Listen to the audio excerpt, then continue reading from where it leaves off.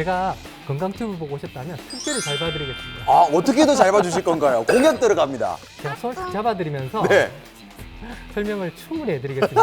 알겠습니다. 잘 이해가 안 되신다면 네. 한 번 더 해드리겠습니다. 알겠습니다. 근데 실제 눈 안에는 이게 벽지가 붙어 있듯이 쭉 안쪽을 따라서 이렇게 빛을 느끼는 신경이 벽지처럼 붙어 있습니다.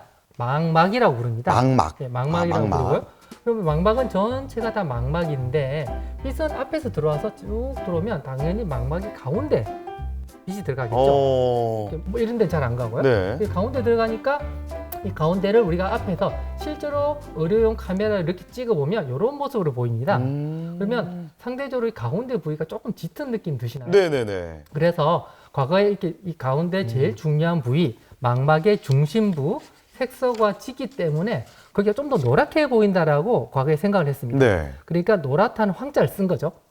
그리고 반이란 거는 우리가 흔히 말하는 반점.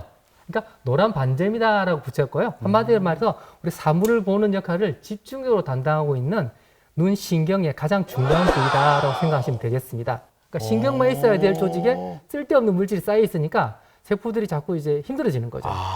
주위가 깨끗하지가 않고. 네. 어쨌든 이런 식으로 여러 가지 변화가 일어나게 되는 것을 이제 변성이라고 하거든요. 네. 어쨌든 변했다는 뜻이잖아요. 어쨌든 변했다. 연령 관련 황반 변성이라고 말하면은 그러니까 나이 때문에 황반이 변하는 뭐 병.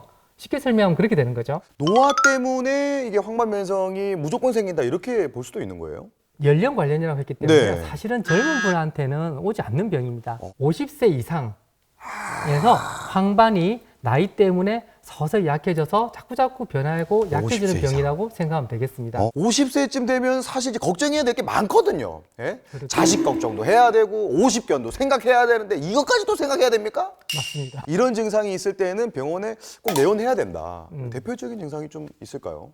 노화를 겪다 보면은 세포가 이제 산소나 영양분을 받아들여서 자기가 살아가고 되살아가고 난 다음에 그 찌꺼기 같은 부산물들을 배출해야 되는데 그것이 이렇게 배출이 안 되면서 신경 조직에 쌓이게 됩니다. 그럼 그게 처음에는 아주 조그마한 모래알 같은 노란 점으로 보이게 돼요.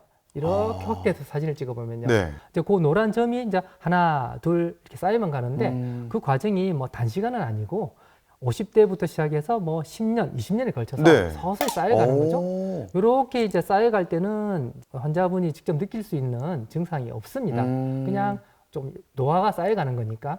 그러다가 이제 그 말기까지 가게 되면은 네. 그 부위가 급격히 나빠지면서 시력이 잘 느끼시게 되죠. 그래서 사실은 초기에는 이렇게 느끼실 수 없어서 뭐 조기 검진이나 정기 검진을 꼭 받는 게 중요한 그런 대표적인 질환이 되겠습니다. 우리 부모님 생각해가지고 미리미리 손을 좀 잡고 안 까가지고 미리 검사해보는 거 상당히 좋지 않을까요? 네, 맞습니다. 네.